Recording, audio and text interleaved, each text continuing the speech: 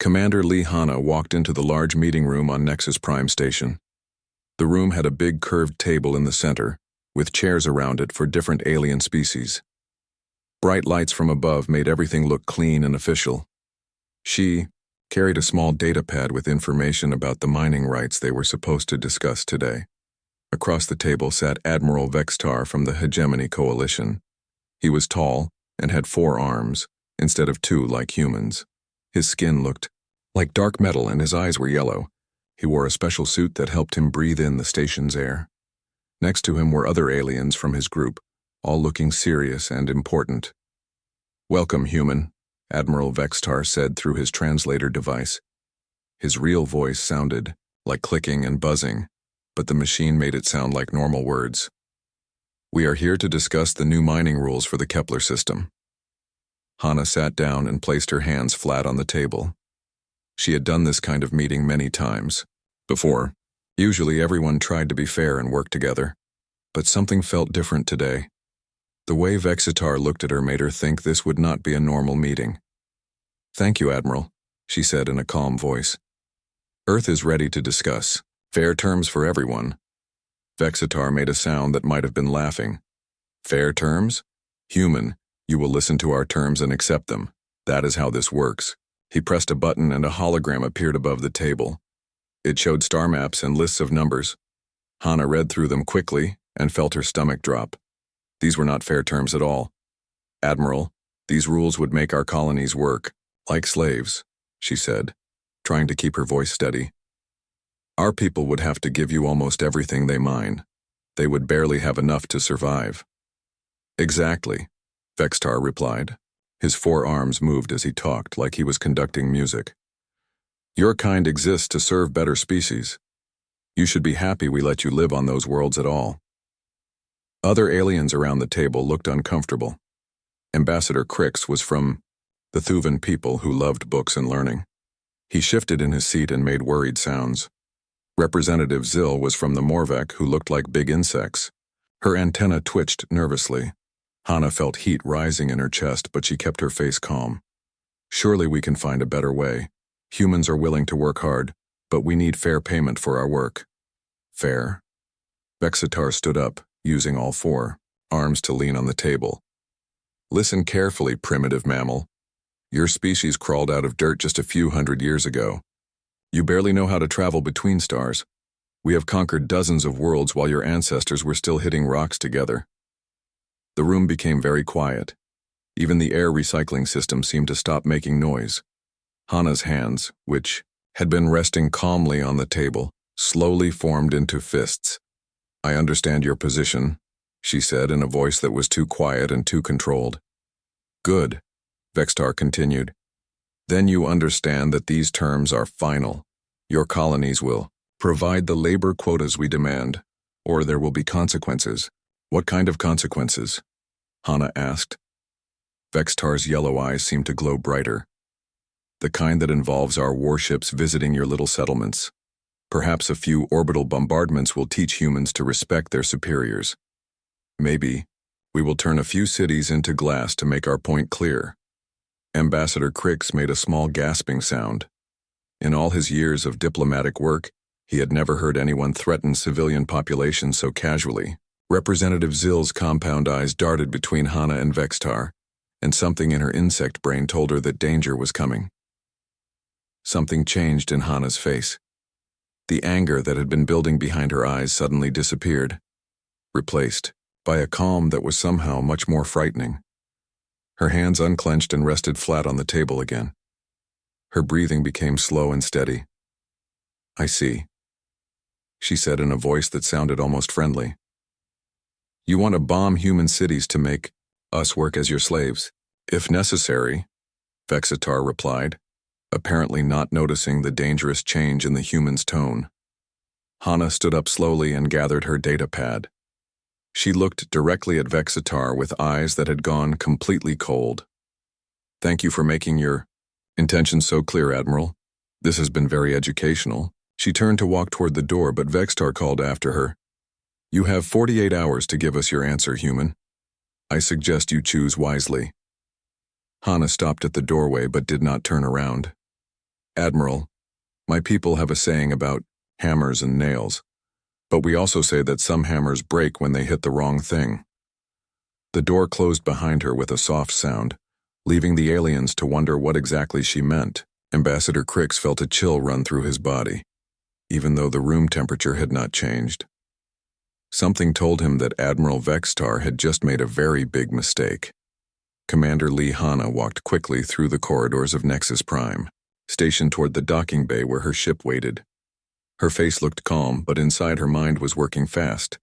She had hoped the meeting would go better, but now she knew what she had to do. Her ship was called the Soul's Pride.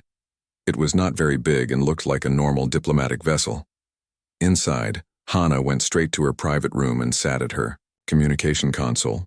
She typed a message using special codes that only certain people on Earth would understand. To Earth Command, priority maximum. She typed. Meeting with Hegemony Coalition failed completely. They demand slave labor from our colonies. Admiral Vextar threatened to bomb human cities if we refuse. Recommend immediate activation of Terra Protocol 7. This is not a drill. Authorization. Code. Crimson Phoenix. She read the message 3 times to make sure it was correct, then sent it through the quantum communication system that could reach Earth instantly. After sending it, she sat back in her chair and closed her eyes. 25 years as a diplomat, and it had come to this. Meanwhile, on the Hegemony flagship Dominion's Fist, Admiral Vextar was meeting with his officers in the war room. The walls showed star maps and fleet positions. His yellow eyes gleamed as he looked at the locations of human colonies. "Sir," said Commander Tixnall, one of his tactical officers, "our spy systems caught a human transmission. Should we be worried?" Vextar made the clicking sound that meant laughter for his species.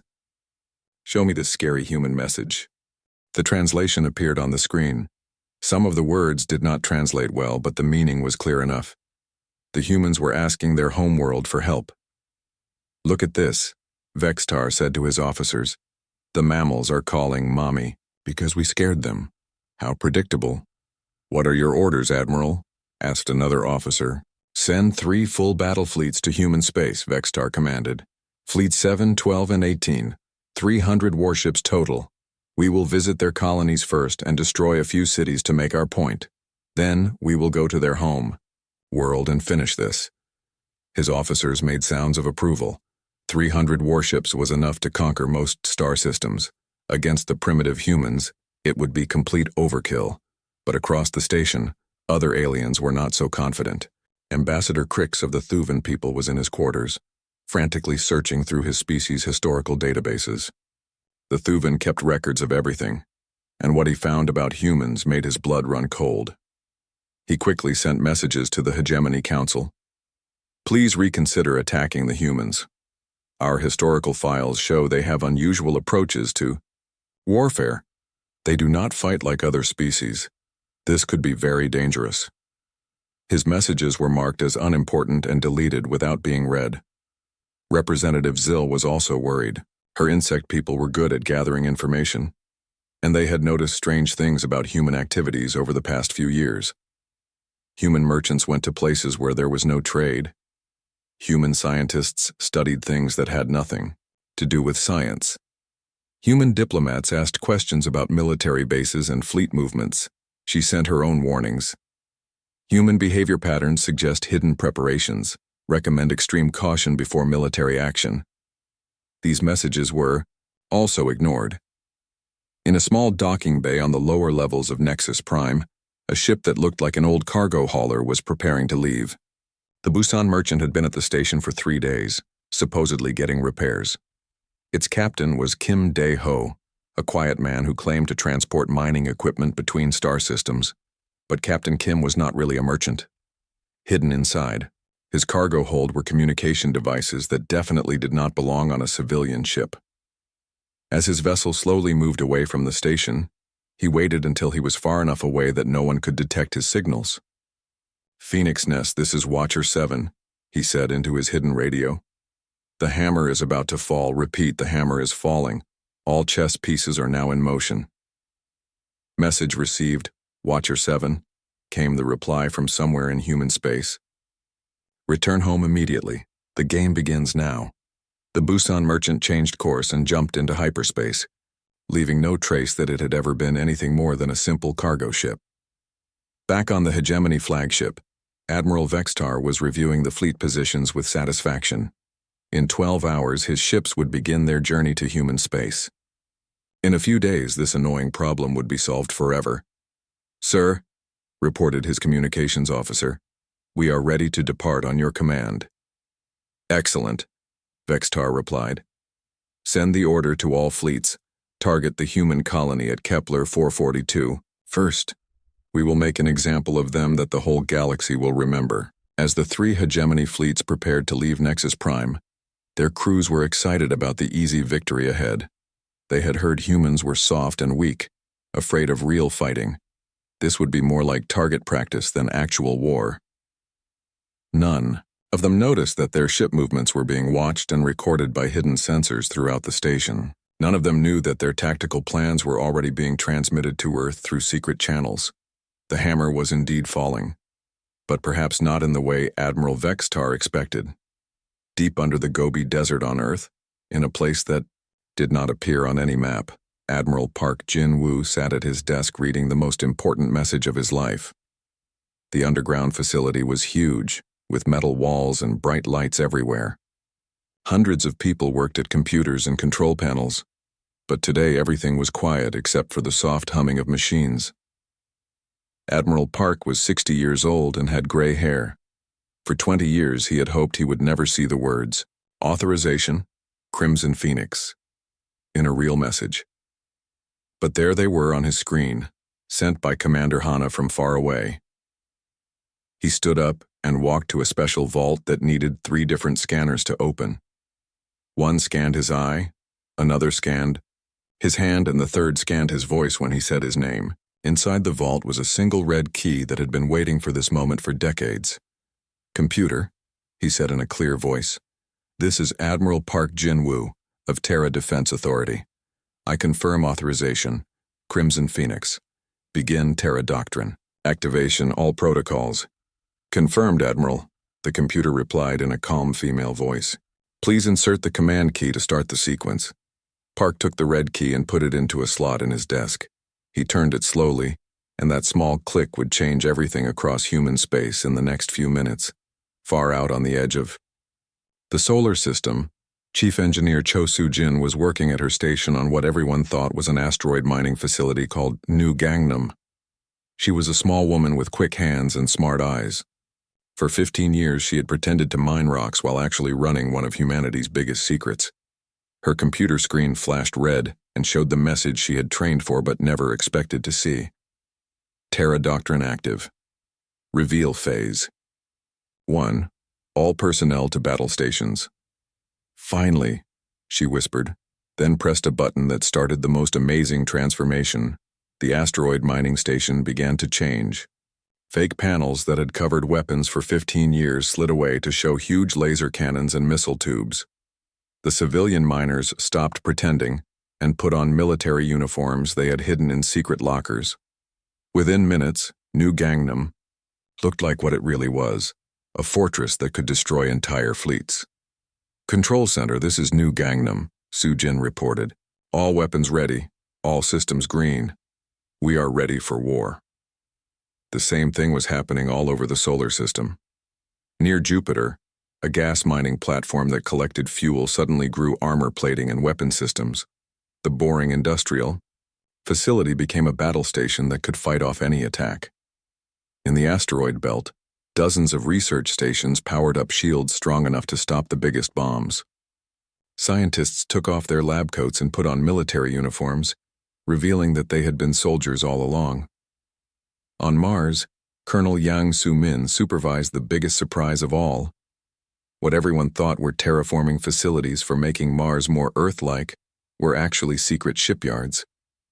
Huge doors opened in the ground to reveal spacecraft that had been built in complete secrecy. "Admiral Park," she reported through her communication system. "Fleet Group Alpha is ready. 87 ships, all ready for battle." "Excellent, Colonel," came the reply from Earth. "Move to Phase 2 positions immediately." The ships that emerged from Mars were not pretty. They looked like flying weapons, built by engineers who cared more about winning fights than looking good. They had thick armor, powerful engines, and enough firepower to level cities. But the most incredible change happened around Earth itself. Thousands of satellites that had been in orbit for years, pretending to be weather stations and communication relays, suddenly linked together like pieces of a giant puzzle. The Sol defense grid came online for the first time since it was secretly built decades ago. Captain Nam Ho-seok stood on the bridge of a ship that had just revealed itself from inside what looked like a space station. The Incheon's Fury was a dreadnought, the most powerful type of warship humans had ever built. For years it had been disguised as a civilian facility, but now it showed its true nature. "Sir," said Lieutenant Bae Yu-jin, his tactical officer, "we are getting reports from our spy network throughout hegemony space. Enemy fleet positions are being uploaded now." Captain Nam smiled grimly as he looked at the tactical displays. For 20 years, humans who pretended to be merchants, scientists, and diplomats had been secretly mapping every enemy military base, studying their fighting methods, and learning their weaknesses. "Lieutenant," he said, "send a message to all fleet commanders. The enemy thinks we are weak and unprepared. They think we just learned to travel between stars and have no idea how to fight a real war." "What should I tell them, sir?" "Tell them that the enemy is about to learn the difference between being peaceful and being helpless. And tell them to remember, we are not the hunters in this story. We are the ones who have been setting the trap." All across human space, the trap was finally ready. Admiral Vexitar and his 3 fleets were coming to teach humanity a lesson about power, but they were about to discover that the students had become the teachers, and class was about to begin. Admiral Vexitar stood on the bridge of his flagship Dominion's Fist, as his 3 fleets came out of hyperspace at the edge of the Kepler 442 system. Through the large windows he could see the human colony world called New Sol. It looked small and peaceful, with just a few orbital stations and some civilian ships moving around. "This will be easy," he told his officers, his forearms moving as he spoke. "We show them our power, they surrender, and we move on to the next world." His tactical displays showed exactly what their intelligence reports had said. The colony had maybe 2 million people and very few defenses. Some small orbital platforms, some cargo ships, and nothing that looked like real military vessels. "Admiral," his sensor officer called out, "the colonists are sending us messages. They want to negotiate." Vexitar made his clicking laugh sound. "Let them beg. It will make this lesson more memorable for the rest of the galaxy." But then something strange happened. His sensor officer's voice became worried. "Sir, I am detecting massive hyperspace signatures. Many ships are coming out of hyperspace behind the big asteroid." What came out from behind the asteroid made every alien on the bridge stop talking. The lead ship was enormous, over 1 kilometer long, and looked like it was built specifically for killing other ships. It had angular lines and weapon ports everywhere. Behind it came dozens more ships, each one bristling with guns and missiles. "Where did those come from?" Vexitar demanded. "Our intelligence said the humans had no major military vessels." Before anyone could answer, his communications officer spoke up. "Incoming transmission, Admiral." The main screen lit up with the image of a human woman in a military uniform none of them had seen before. Captain Lee So-young looked directly at Vexitar with eyes that reminded him of a predator cornering its prey. "Admiral Vexitar," she said in a calm, clear voice. "I am Captain Lee So-young of the Sol Defense Force. You have 30 seconds to begin immediate withdrawal from this system, or we will show you why threatening human civilians is a bad idea." Vexitar spread all 4 of his arms in a gesture of contempt. "Human, you face 3 full battle fleets, 300 warships. Your small group of ships cannot possibly stand against us." "Time's up," Captain Lee said simply. What happened next changed everything the galaxy thought it knew about warfare. The first attack did not come from the human ships. It came from the asteroids themselves. Rocks that had been quietly moved into position over the past few days suddenly accelerated to incredible speeds. They were not just rocks anymore. They were weapons traveling at a significant fraction of light speed. When something that massive hits something at that speed, it does not need explosives. The kinetic energy alone is enough to destroy the largest warships. The hegemony's 7th Fleet, caught in a perfect crossfire between asteroids that had become missiles, began to die immediately.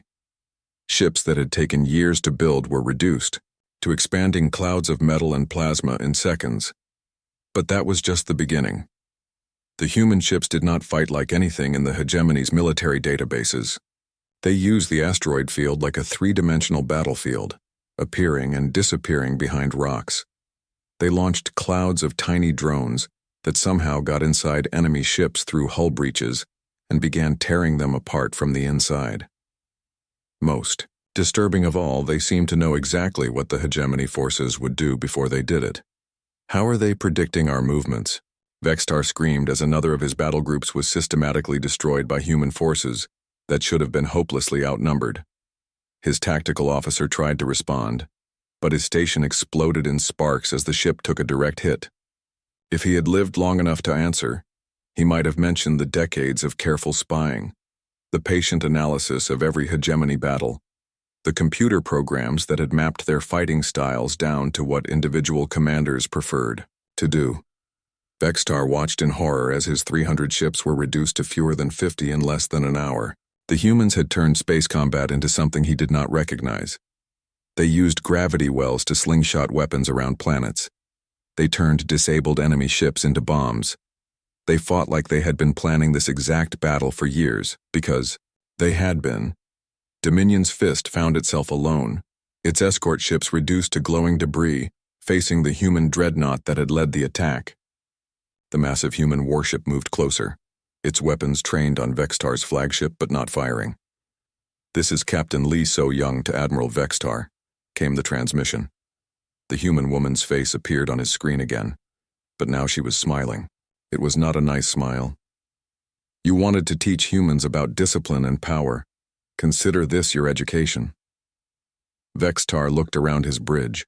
Half his crew was dead or wounded. His ship's engines were damaged. His weapons were mostly offline. 3 fleets that had been the pride of the hegemony military were now scrap metal floating in space. "Impossible," he whispered. "Admiral," Captain Lee said, her voice almost gentle, "you made one simple mistake. You thought being peaceful meant being weak. Now you know better."